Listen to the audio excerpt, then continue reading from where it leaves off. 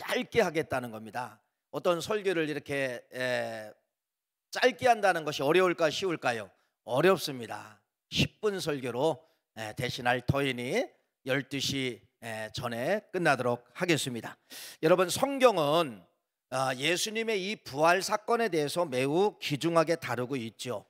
근데 예수님의 이 부활의 사건은 무엇이냐면 생명을 이야기하는 겁니다. 그래서 예수님께서 요한복음 11장 25절, 우리 한번 화면에 나올까요? 한번 요한복음 11장 25절 말씀을 같이 읽도록 하겠습니다. 자, 우리 화면에 한번 틀어주세요. 요한복음 11장 25절. 자, 한번 제가 읽겠습니다. 시작. 예수께서 이르시되 나는 부활이요 생명이니 나를 믿는 자는 죽어도 살겠고 무릇 살아서 나를 믿는 자는 영원히 죽지 아니하리니 이것을 네가 믿느냐? 유명한 말씀이 요한복음 11장 25절 26절 말씀이죠.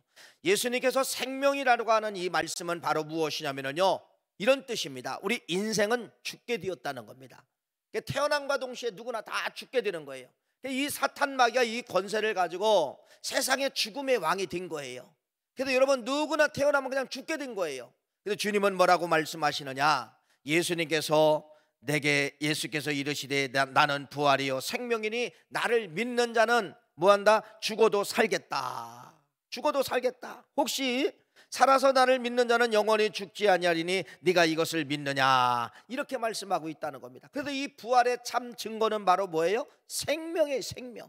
죽은 자를 일으킨다. 여러분들이 영원히 죽어야 되는데 예수 그리스도의 부활을 통하여서 영원한 생명을 우리에게 주신 날이 바로 무엇이냐면 여러분, 부활절이다. 이렇게 말씀하고 있어요. 그래서 이 요한복음서라는 이 말씀은 생명을 전하기 위해서 36번이나 예수님은 생명이라고 외치고 있다는 것도 말씀을 하고 있다는 것이죠. 그래서 여러분, 우리가 이 예수님의 부활은 생명인데 중요한 것은 오늘 이 부활주일이잖아요. 우리가 이 부활주일에 나도 부활을 믿습니다. 여러분들이 간혹 이렇게 끝날 수가 있어요. 아니에요.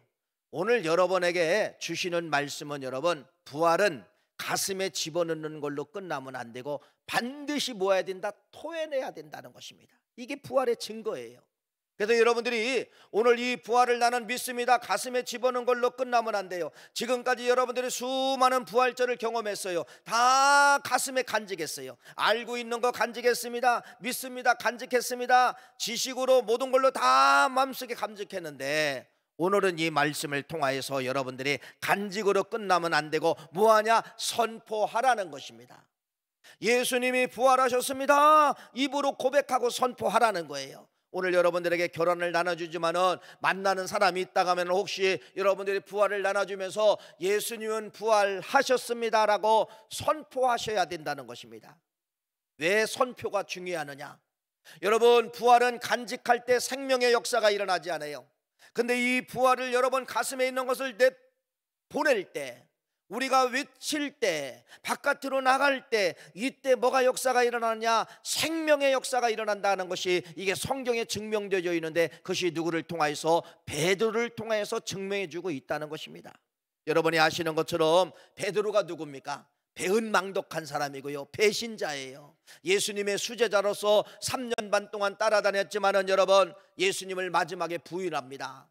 마지막에 부인을 하면서 닭이 3번 오르니까 탄식하며 통곡하며 회개하는 장면이 나왔지만은 회개했으면은 십자가까지 여러분 예수님 골고다 언덕까지 올라가야 되잖아요. 안 올라갔어요. 이 베드로는 어디로 갔을까요? 3년 전에 자기의 생활 터전인 갈릴리 호수에 가서 고기를 잡고 있었다는 것입니다. 그런데 여러분, 예수님이 십자가에 돌아가시고 3일 만에 오늘 부활하사 예수님이 어디를 찾아가셨느냐? 베드로가 있는 갈릴리 호수를 찾아가신 것이에요. 그래서 예수님이 갈릴리 호수에 찾아가서 아침 조반을 만들어서 베드로에게 먹이는 것입니다. 베드로는 여러분 눈물을 흘리며 그 아침 조반을 먹는 거예요. 그러면서 여러분 이렇게 고백했을 것입니다. 내가 2번 다시는 예수님을 내가 배신하지 아니하리라. 목숨 내걸고 나는 이제는 예수를 지키리라. 이러한 모진 고백을 하는데 주님이 뭐라고 이야기하느냐? 요한의 아들 시몬아, 네가 나를 사랑하느냐? 3번을 묻게 됩니다. 그랬을 때 이 요한의 아들 시몬 베드로가 뭐라고 이야기합니까? 예, 내가 주님을 사랑합니다. 내가 주님을 사랑합니다. 3번을 고백하고 있는 것을 볼 수가 있다는 것입니다. 이렇게 베드로는 누구를 접촉했느냐? 부활하신 예수를 접촉하게 된 것이에요. 그러면서 예수님이 승천하셨잖아요. 근데 이 베드로에 남은 건 바로 뭐예요? 부활하신 예수님을 접촉하고 사도행전 2장에 뭐를 받게 되느냐? 성령을 받게 되는 거예요. 성령을 받게 되는 거예요. 성령을 받으면서 오늘 본문 말씀이 그 말씀이에요. 성령 받은 베드로가 부활하신 예수님을 만났고 가슴에 집어넣었던 이 부활의 신앙을 가슴에 집어넣고 성령 받고서 이 베드로가 한 행동 하나가 있는데 그것이 바로 뭐냐면요, 사도행전 오늘 2장 36절 본문 말씀이 가슴에 집어넣었던 부활 예수, 성령 받고 이 베드로가 달라지기 시작했는데 어떻게 달라졌느냐? 다시 한번 읽어볼까요? 사도행전 2장 36절 말씀입니다. 이렇게 말씀하고 있죠. 시작. 그런즉 이스라엘의 온 집은 확실히 알지니 너희가 십자가에 못 박은 이 예수를 하나님이 주와 그리스도가 되게 하셨느니라. 너희들이 십자가에 못 박은 그 예수님이 뭐했다는 겁니까? 살아났다는 겁니다. 사도행전 2장의 가장 중요한 포인트는 2개예요. 하나는 성령 받은 제자의 사건이고, 많은 제자가 있었지만은 최초로 부활을 간증하고 부활을 외쳤던 사람은 누구라는 거예요? 베드로라는 겁니다.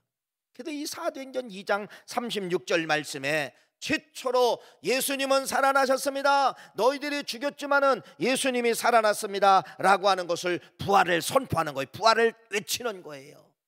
오늘 말씀이 이런 요지죠. 여러분, 부활을 간직하면 역사 일어나지 않습니다.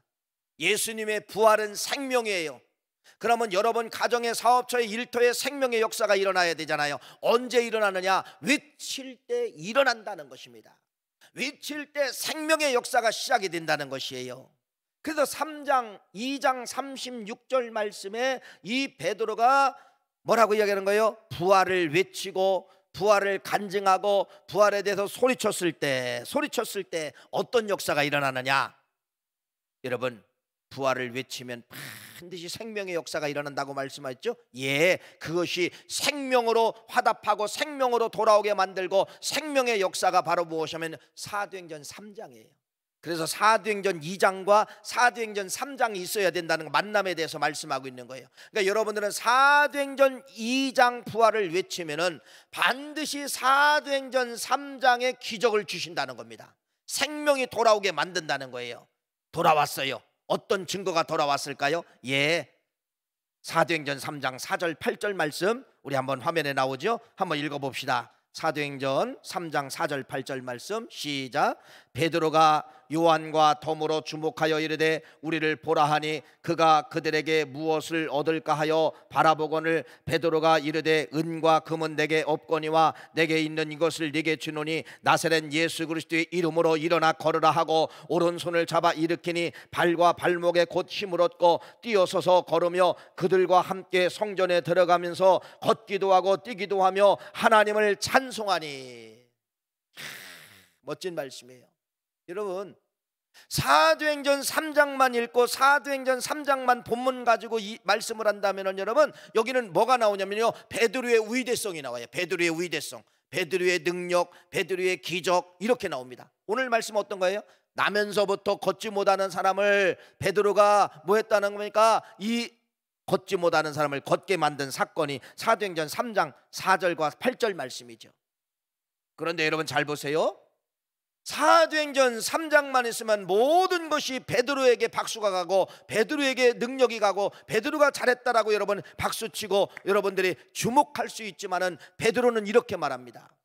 아닙니다. 내가 사도행전 2장에 부활을 증거할 때 생명이 이 사람에게 돌아온 겁니다.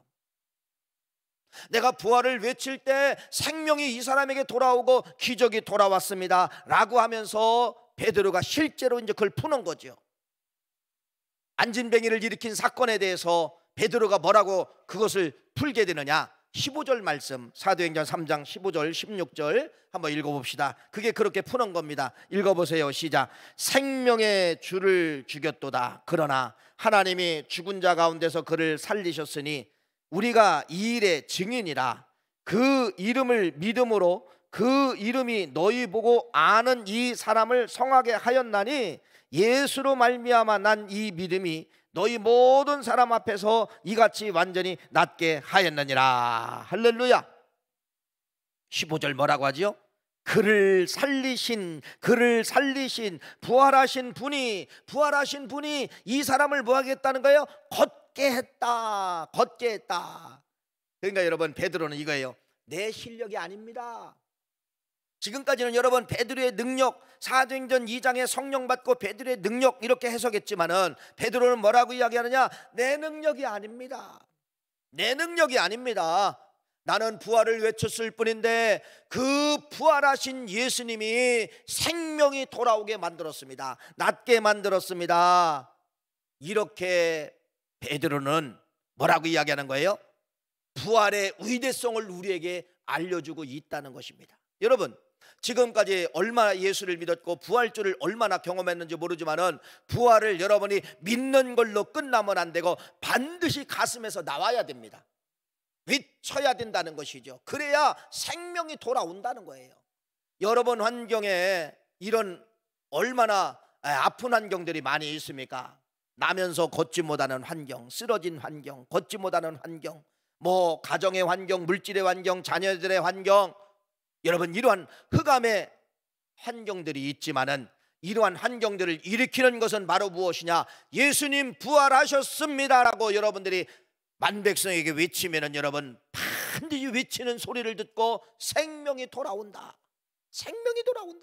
이 말씀이 사도행전 2장과 사도행전 3장의 중요성에 대해서 말씀을 하고 있습니다. 그래서 오늘 이 말씀을 통하여서 여러분 선포하지 않으면 소용이 없어요. 외치지 않으면 소용이 없다는 겁니다. 뭐하라? 전하라, 외쳐라, 간증하라, 이렇게 말씀을 하고 있는 것입니다. 그래서 여러분들이 이 부활의 메시지를 외칠 때 생명이 돌아오는 것이에요.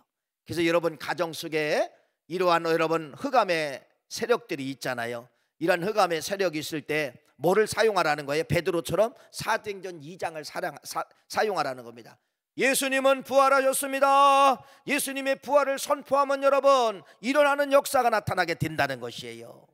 이것이 여러분 성경이 우리에게 주고 있는 놀라운 메시지임을 기억하시고 오늘 부활절입니다. 가슴으로만 집어넣고 가지 마시고 반드시 여러분들이 예수 그리스도는 부활하셨습니다 라고 선포한다고 하면은 사도행전 3장에 나면서부터 안진뱅이의 그 고질병을 예수님의 능력으로 고쳐주신 것처럼 생명이 돌아온다. 그래도 이 부활 속에는 생명이 들어 있습니다.